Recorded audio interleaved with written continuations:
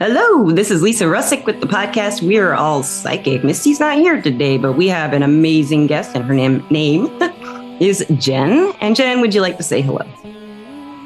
Yes, first of all, thank you so much for having me. It's really a pleasure to be here. I'm very excited. I'm so glad you're here. I'm just so glad. And first of all, of course, I do have a question for you. Do you think we are all psychic? So I believe we all have the capability of being psychic. So I feel like that leans towards a yes, with some caveats. So if people aren't tapped into kind of their intuition or aren't maybe on, you don't have to be on a spiritual journey necessarily, but I agree. Do believe, right? I think we all have the capability, but not everybody is using that capability. I agree with that too. Maybe they don't even want to if it was a thing, that everybody was used to. Right. A rebel. I think for some people it just comes naturally, and it could start early on or later in life. Who knows? And then for other people, they notice some things about themselves, and then they hone it, and they can actually, and it's like a muscle or a skill or both, and it kind of blossoms from there. And then some people just never try and don't want to, and that's okay too. But we've had some people on the podcast who had all their life never even thought about it, and then they just got interested, and they can do these things. And they didn't think about it all their lives. They didn't have any experiences that they really thought about. And how about you? What kind of experiences did you have that led you to feeling that way? So I had some experiences as a very young child where I felt like there were presences. Very young, like under 7. Wow. And then it stopped. It stopped for a while until I was in my early 20s. And I'm several decades past it now. Me too. So I would have like different experiences, and this makes people laugh sometimes, but hearing voices more so in like the sleep in between phase, I call it. That's where it started. And I would hear music, I would feel touches, and it was all very positive. There was nothing scary about it or anything like that. And so it just that's where it started, where I felt like there's something going on here that I could actually work on. And it became, it's a long story, but let's hear some highlights. I don't really do this as much anymore, but I started with the Akashic Records. Wow. I did a training at the time. It was, the internet was out, but it was a phone training with this woman who was an author of a book about the Akashic Records, which is basically just a way to tap into somebody's soul, whether that's current energy or past life energy. So that was kind of the beginning for me. And then I studied mediumship because I was having those experiences that I mentioned. And I would talk to people and I would say, was your grandmother a gardener? Like kind of randomly, because I would get an image in my head and they would be like, yeah, how'd you know that? And so that's what spurred the mediumship training, because I wanted to hone it and see what I could do with it. Then from there, it kind of blossomed into just intuitive readings, just knowing things. I feel like I'm at the clairsentient thing, the clairvoyant thing. I'm more like a claircognizant. It's just kind of... And claircognizant. Those 3 are my main ones. Yeah. There's a smell one. I got the smell one. We always call it clairsmellience on the podcast. I don't know what it's called. I can't remember what it's called. It's got a weird name. That's really cool, though. I think that's really cool when people smell all kinds of things, but I have like the clairvoyance, and I'm not very visual, so it's kind of weird. Things come across kind of blurry, but I get basic structures and colors, and if I see something very clearly, it's weird. I don't hear anything really, but I will hear music, like you're talking about when you're drifting off to sleep. Yeah, and when I've been under really anesthesia, coming out of it, I'll hear these symphonies and just orchestra. Oh, and they just go. Amazing. It feels like I'm writing them. Yeah, it feels really cool.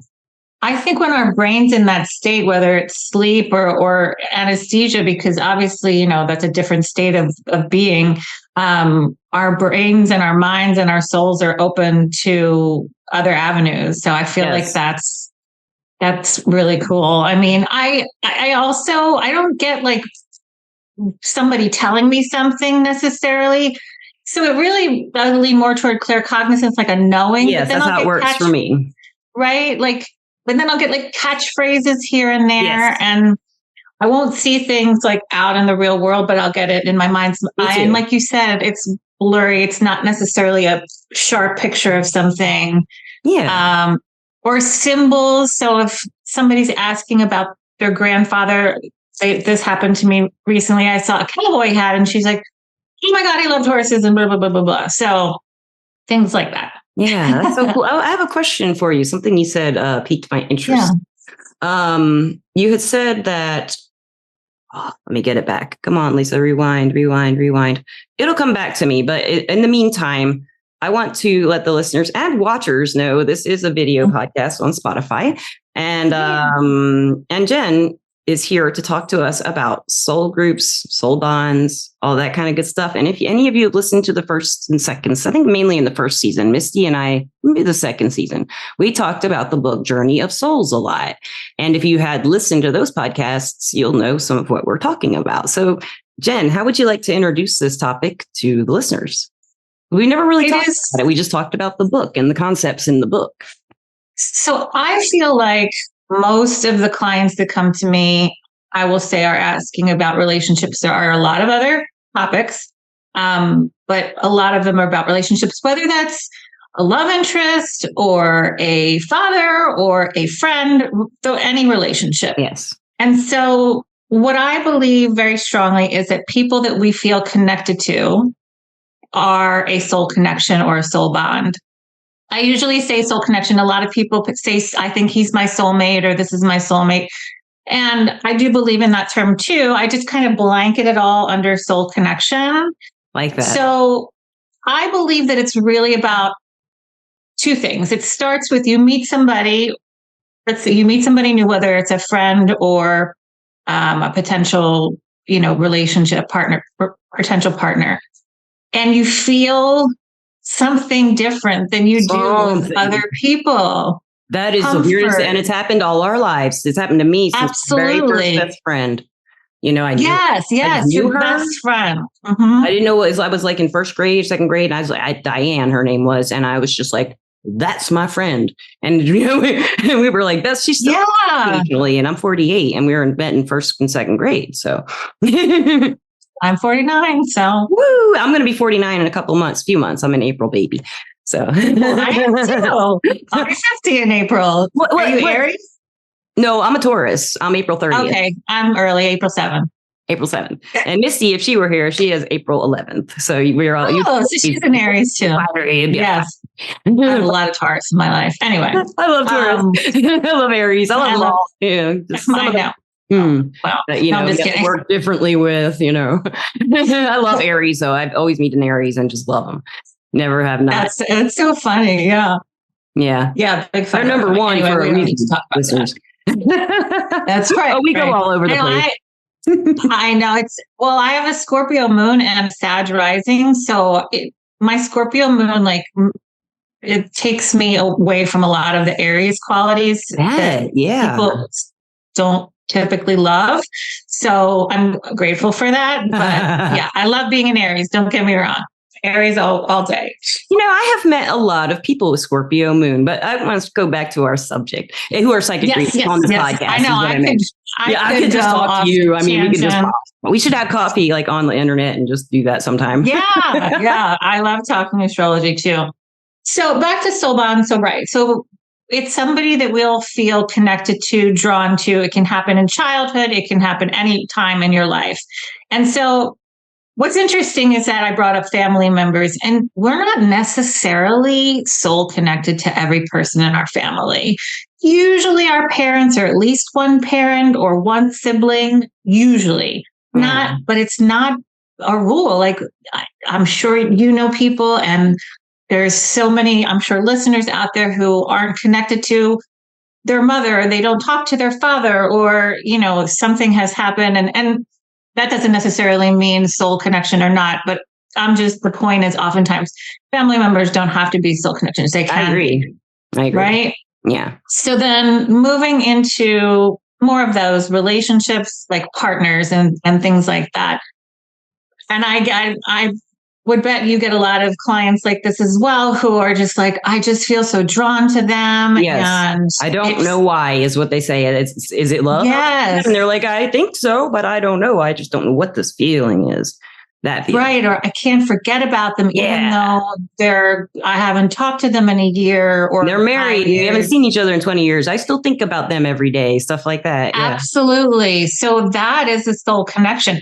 And so the second part to this is what I believe, and I've read, I can't remember the books, but read books about this as well, is that those are people you've shared past lives with. That's what I understand too.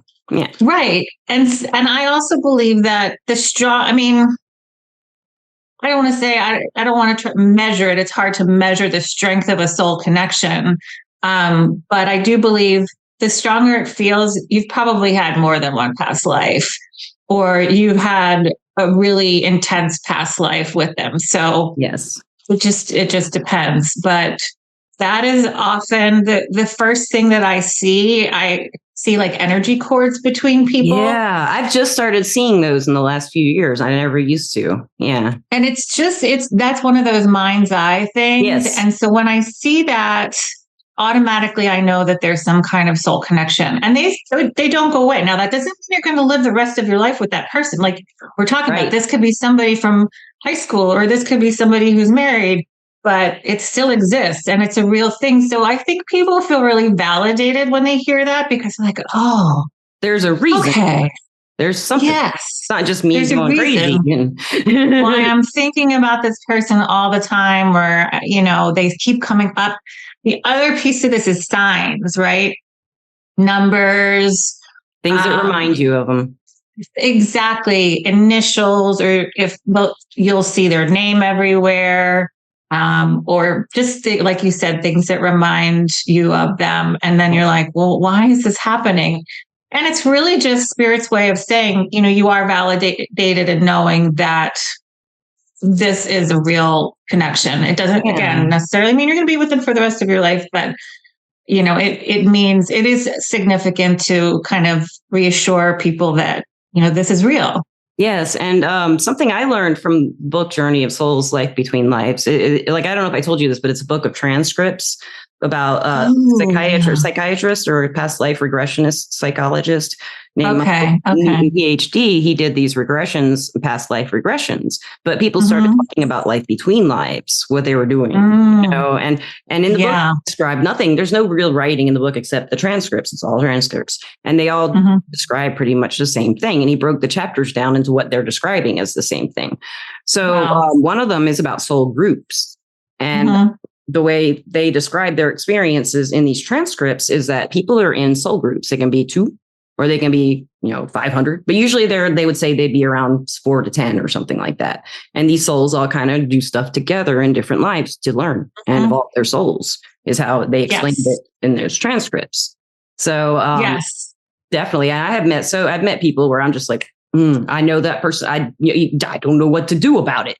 The draw is so strong, and when they leave your life, if they're a lover or something, and it's just, it can be, devastating. Devastating, like losing something of yourself. But what is that? It's the bond. It's the bond's not connected as closely. Maybe, I don't know. Definitely, and I've experienced this soul group thing for sure. With it, the way that it happened is, I met this one friend who I knew what I was connected to. And then I met one of her friends a couple years later, and I was like, she's part of our thing here too. And then one of my friends that she hadn't met kind of came into the picture, and we just all knew that we had shared a life together, at least one. And we did kind of dig into it. It was very interesting because it went all the way back to like Renaissance times. Yeah. So it was very, very interesting.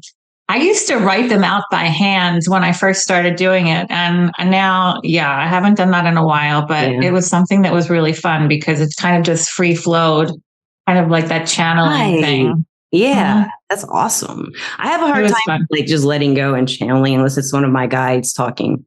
If I just try to sit here and like automatic write, I just can't. I've never been able to. So I've done stream of consciousness writing and read it back. I'm like, oh, what's this?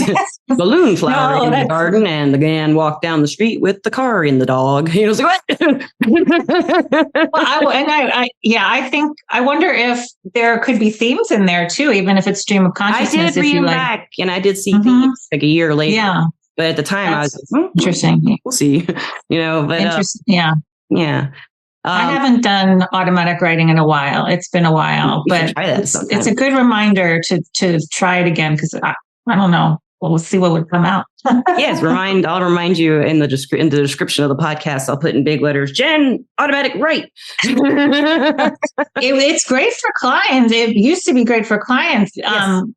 But now with different platforms and the way that things go, you don't always have time, unless it's like a private client off of a platform. Then I would probably have time to do it. But it's good to give it another shot. I feel like our soul group people, or our soul bonded people, the soul connections, I feel like they are here to teach us something. And for sure, about ourselves or about strengthening our soul in some way. And we might not actually accomplish that in this life, maybe. And maybe that's why it's such a strong draw. It's been going on for a long time. Something they're trying to teach me, or I'm trying to teach them.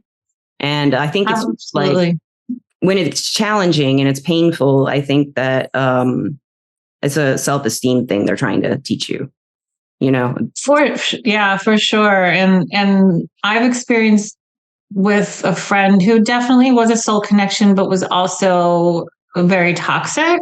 Yeah. And she was really, this hasn't happened to me. I feel blessed in my life that I haven't had to do this all but once. I had to, cut her out of my life and put that boundary down, because it was just like one of those energy vampires. But I knew that we were sisters in another life.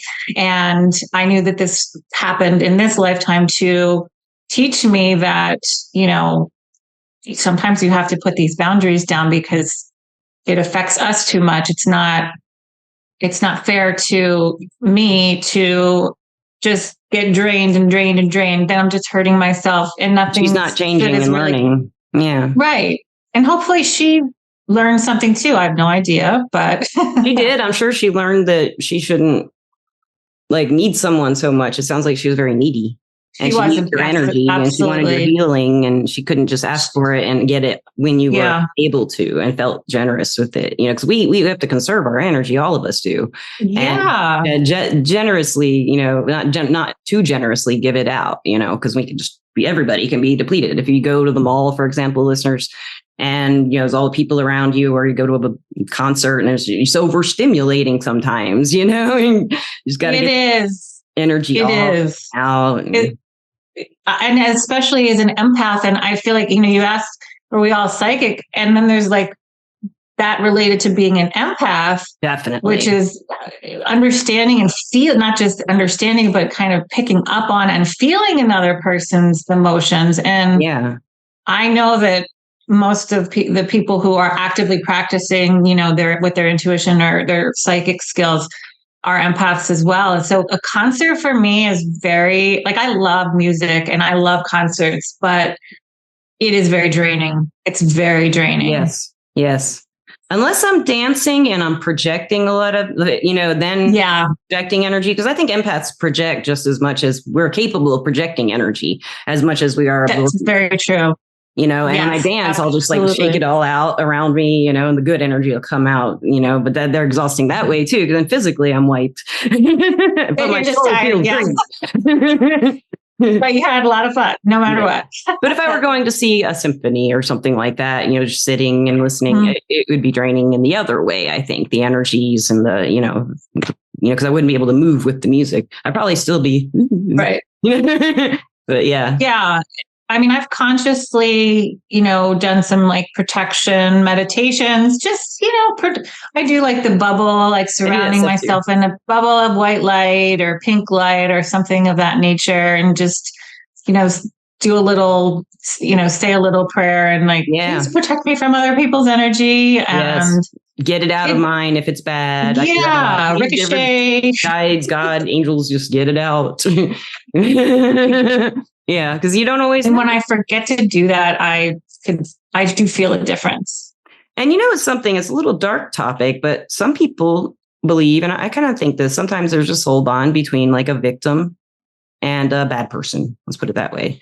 A soul bond. Yeah. That's a very big lesson, a very hard, traumatic lesson. But I do feel, some people who've been victimized by somebody and the person who's victimizing, they're both in a soul bond of some sort to where they have really resolved some big issue.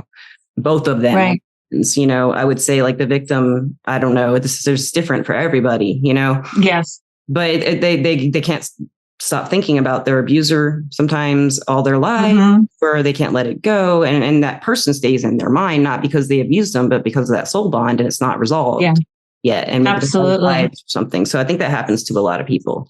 And it's definitely, and to explain it as you're not obsessing over this person, there's just a bond there, and you're being asked to learn a lesson and try to find the lesson is what I always try to tell people. Right. Find, why do I keep obsessing about a person who hurt me? And, so a lot of people go back to exes who were very bad to them. They do. Yeah. Really bad relationship. I've seen it. And people, you think, wow, why would you do that? And right. I think it's that feeling. It's that feeling. Yeah. Well, and that's one thing I've worked in more of like the spiritual coaching with some clients who see or have that level of self-awareness. Okay, well, I keep going back to this person. Why do I keep going back to this person? Yes, you have a soul connection, but that's not always a reason to go back. Like, that's not a reason to go back, right? And so what, like you said, what's coming out of this? And usually there's some kind of spiritual awakening, or like some kind of feeling of enlightenment, or getting to a place of empowerment. And so it shifts them into this place of, I'm not going to be a victim anymore. I'm going to be a survivor, and I'm going to move on. And that might just be the challenge itself that they have had over and over again. And each life to get worse, and carrying it, never being able to unburden it and find a way, which is very spiritual. And it can also be psychological and emotional and physical. Oh, yeah. All those it's things. all wrapped up. Yeah. And then we have these people who are just like angels in our lives, who are For just, sure. Oh my gosh, this person, I met you and I've just loved you forever. The minute I met you, I've known you forever. And you just trust them instantly. That's how I feel. And not many have I met, but when I've met them, I'm just like, and one was a friend who just ripped my heart out. But I did have to make boundaries, and she did something on purpose to be very cruel to me, and on purpose. And I didn't know why, still don't. But, even the way I am is I always try to reconnect eventually. And I have reached out to this friend, not very in obvious ways, but in a couple of times. I always try to make up with people, which is something I need to learn. Doesn't always have to happen, because I do want that picture with those people that I have that feeling with, that energy. Right. And I feel like forgiveness is for us, right? It's healing. If somebody wronged us, forgiveness, carrying anger and pain and all of that in our bodies and our minds and our hearts and our souls, it doesn't hurt the other person. It really only hurts us. And I've read somewhere it's like poisoning yourself to be, it's like a quote. I can't remember what the quote is, but to be thinking and hanging on to anger. And there's definitely one about anger, holding a hot coal in your hands. I don't know. That's one. It's something like that. And that's, anger and hurt. So when we can forgive, it's a beautiful thing, but it doesn't mean the other person is going to respond. So it's like that, not being attached to an outcome, which is another thing that comes up. Yeah. I feel like that comes up all the time in readings and spiritual coaching, because it's hard. I mean, it's a lifelong journey, lesson too. I feel like sometimes many lifetimes lesson. So in this book, Journey of Souls, they in the transcripts, the people get under hypnosis were saying like, basically, we are here to learn and evolve our souls. They'll say it differently. But they seem to imply there's a goal. There's like a goal to do it. And they don't say what it is. They never tell you. They just like, they say, well, we'll see some purple people or purple souls, and they're more evolved. They don't come around much. They kind of label the different souls as colors in that book of light. Oh, cool. And so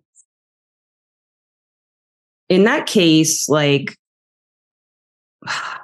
well, I'm trying to think of how I want to say what I want to say, but I can't think of it. Part of what I believe, and I feel like been taught at some point, is that what you're saying, right? Each life is some kind of lesson.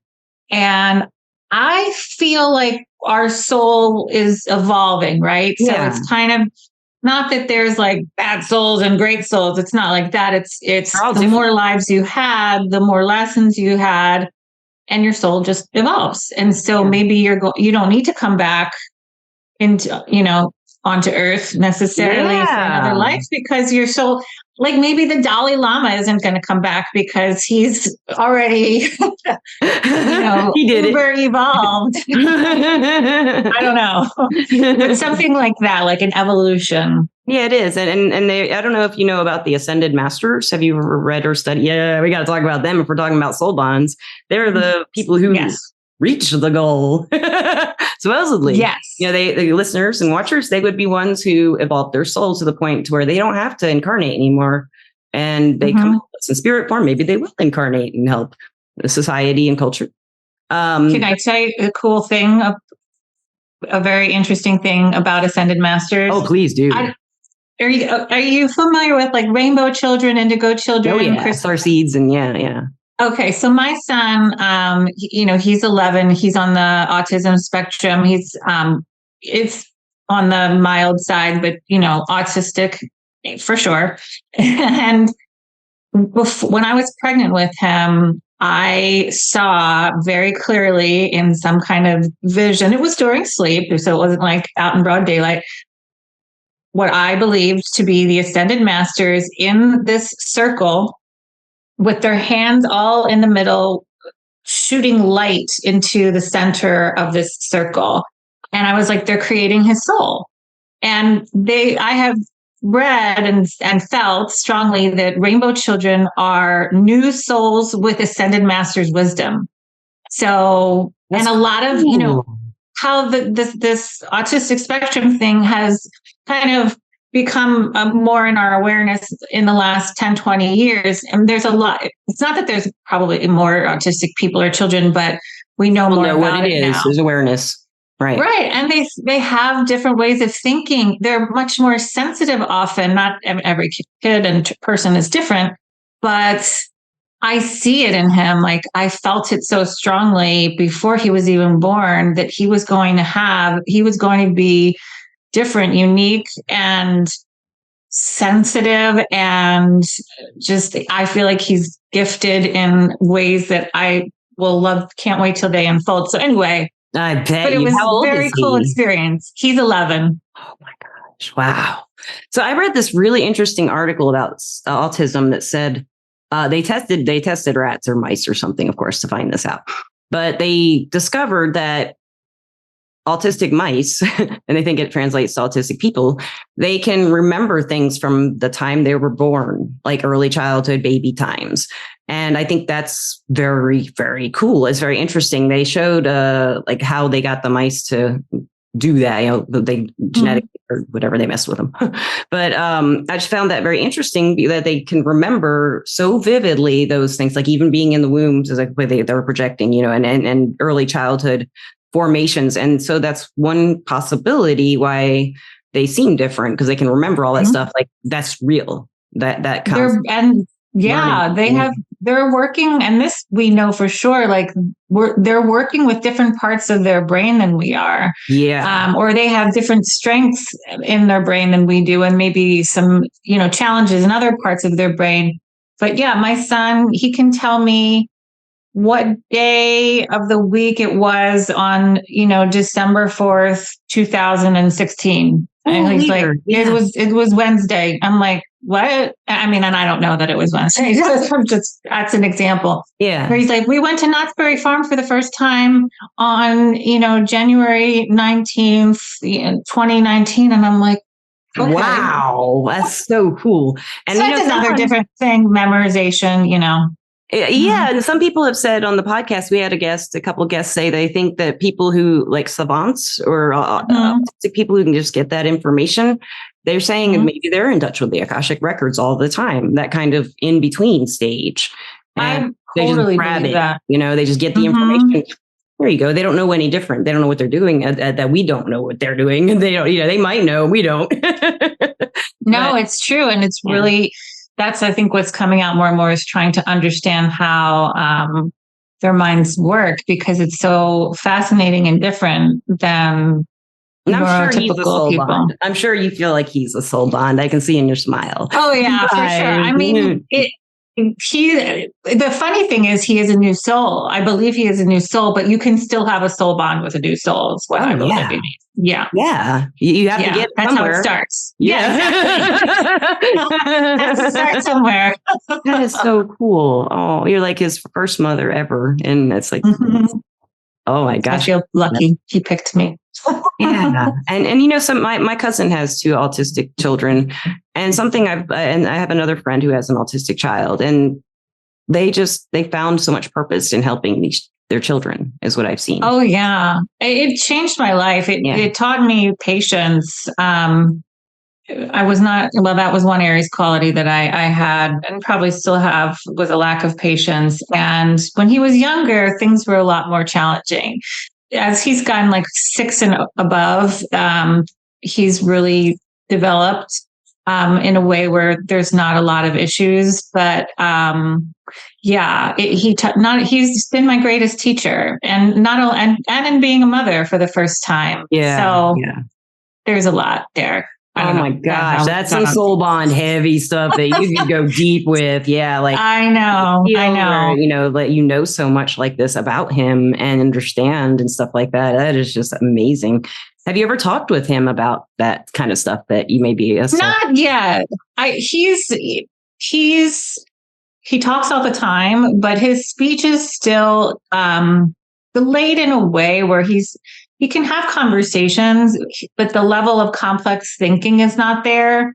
Like my daughter's 9, and so I can talk to her about things that my son won't understand just yet, but he'll get there. And I feel like we will have talks about it. I have talked about like, wow, Graham, you're really in tune with people's emotions. How do you think that, why do you think that is? And he's just like, I just feel it inside, mommy. And I'm like, okay. And that's the best answer. That is the answer. I feel it inside. Is that not the best, most clear way to put that? It is. So I'm amazed all the time. Yeah, I love that. And I think I'm trying to think. Like, I don't think I know. I'd like to switch over to the good old soulmates and twin flames. I personally don't know about twin flames. I don't think from what I understand, listeners, we've talked about it on the podcast, but they're not like a happy joy thing. But now soulmate would be like a soul bond, or in your soul, all your soulmates is how I would understand that. And then you have your soulmate lovers, and stuff like that. So you can have a lot of different soulmates is what I understand. But absolutely. What do you know about that? Give me your information. Okay. So I do, I don't always go there, but since you asked, I feel like, first of all, there's 2 documentaries out there. I don't know the names of them. One's on Netflix, and I believe the other's on Hulu, about like kind of the cult vibe of the twin flame industry community. So not people who have them, but like these websites where they're like, oh, come join for $400 a month, and we'll bring you into union with your twin flame. So let me back. I have a great analogy that I learned from somebody who I consider a mentor on what a twin flame is. So basically a twin flame, it's 2 people who share the same soul.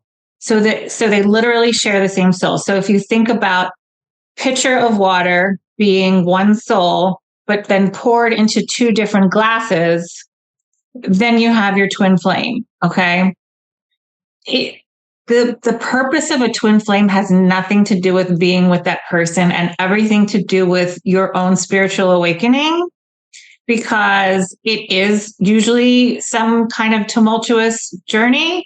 It doesn't have to be riddled with, chaos, but there's usually some kind of roller coaster that goes on, or back and forth, the runner chaser thing. Yeah. Misunderstandings. And again, it's people feel like, oh, I have to be with my twin flame. And some people do wind up with their twin flame. I don't know. We can't There's quantify so many stories. that. I don't think. Right. But it's usually about, I don't want to say usually, it's always about you, just as a person, as a human being, sharing a soul and kind of learning where your spiritual growth not needs to be, but can be.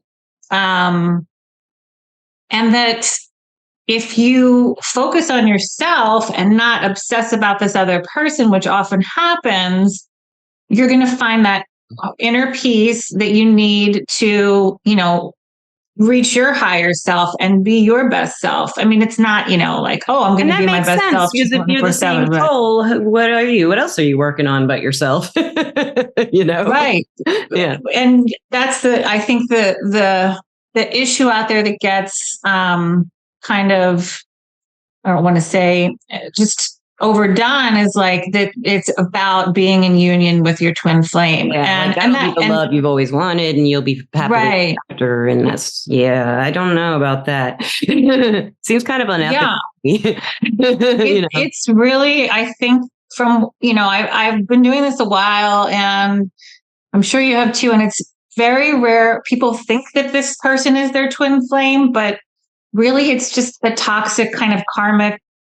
It's a cycle you're trying to figure out how to get out of in this life, or something like that. Or definitely. So I think there's a lot of misinformation out there about twin flames, but I do believe I actually have one, and I just let him go. Like there's nothing to happen there, and that's okay. And I'm at peace with that. And I did have more spiritual growth come out of releasing that bond. Definitely. So, and that's one step closer to being an ascended master, Jen. Or maybe you are one, and you just taught him the big lesson. Hope so. That would be cool.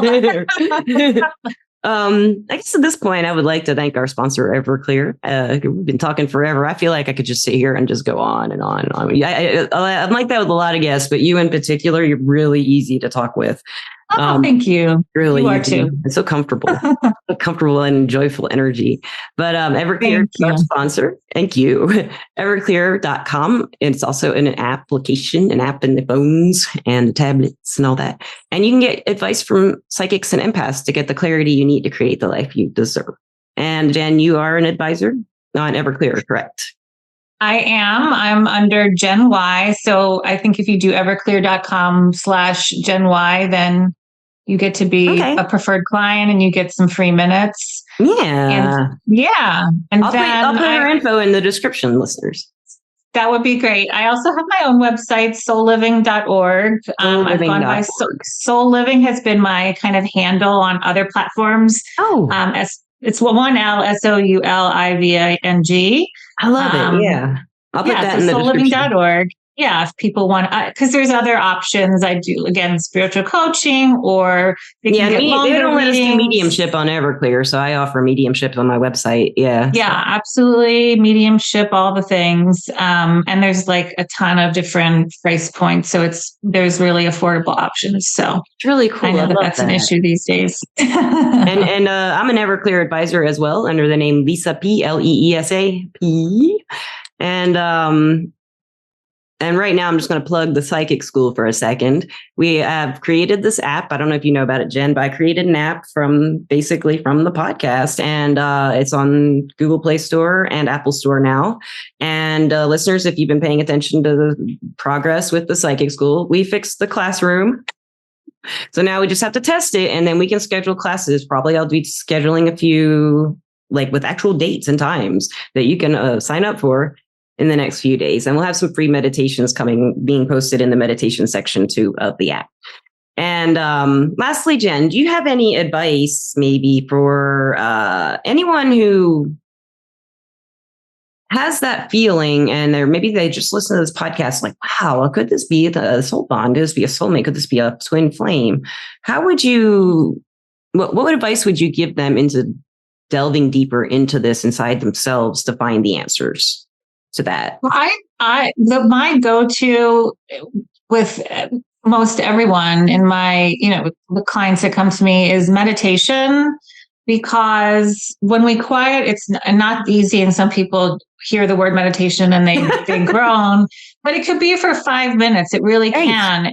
It's a muscle that like needs to be built. But the point of meditation isn't to just, sit there in silence. It could be a guided meditation, but it will help slow our minds down so that we can have more clarity ourselves. So we don't need that. Of course, I want you guys to come to us for clarity and for answers, but you are psychic too. So you can get answers and clarity on your own as well. So I would tell people to try meditation and, but still give us a call. Oh, definitely. We'll validate that for you. Because if you're in the meditation zone, you may have a lot of questions afterward. For sure. And it takes a while. It does take time. It's like anything. I always liken it to exercise. Yes. You could do it once a week and it's good for you, but it's not going to get you where you want to be. And I'm not talking about weight loss. I'm talking about health. So if you meditate once a week, that's great. But it's like a muscle. It needs a little bit more than that. So that would be my first advice. That's great advice. And also with meditation, people have a hard time shutting their minds down when they're really upset and they need to meditate, to calm. And I think that's like when the meditation has the most benefit for me, when I can just kind of blanket my mind and just kind of and bring my energy levels down and just calm it down. Deep breathing. Maybe a few minutes, but at first for when I was younger and would meditate for the first, few years, thoughts running all over the place. And I just did it that way, Didn't know what else. It's okay. It's normal. It's what's going to happen. It's like I said, it's a skill, just like anything else. You just don't sit there and like go zen all of a sudden. That'd be great if you do. I hope you do, but it takes practice. And thank you so much, Jen, for being on the podcast. You're welcome back anytime. We love you when Misty's here. It'd be great if you came back and we could talk about whatever you want again. This has been an awesome discussion. I've enjoyed it very much. Me too. And I would love to come back. Thank you so much. And listeners and watchers, anything else I'm forgetting? Am I forgetting something? It feels like I am, but I guess I'm not. I'll just have to say goodbye now. Listeners and watchers, we love you. And thank you as always for watching and listening, and have a great time wherever you may be. Peace out. Bye-bye. Bye.